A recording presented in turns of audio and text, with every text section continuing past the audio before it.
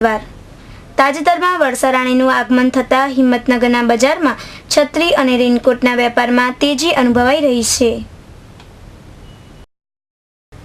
સારા ચોમાસાની અપેક્ષાએ હિંમતનગરના કેટલાક વેપારીઓએ વિવિધ બ્રાન્ડની છત્રીઓ તથા રેનકોટની ખરીદી કરી હતી, પરંતુ વરસાદ ખેંચાતા નિરાશા અનુભવી રહ્યા હતા। તાજેતરમાં વર્ષારાણીનું આગમન થતાં જ છત્રી તથા રેનકોટના વેપારમાં ગરાકી ખુલવા પામી છે।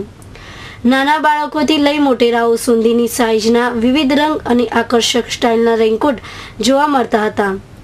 કાપડ અને પ્લાસ્ટિકમાંથી બનાવેલ આ રેનકોટ 150 રૂપિયાથી 950 રૂપિયા સુધીની કિંમતના હતા। છત્રીઓમાં પણ વિવિધ સ્ટાઇલ અને રંગની છત્રીઓ જોવા મળતી હતી, જે 55 થી 260 રૂપિયા સુધીની કિંમત ધરાવતી હતી।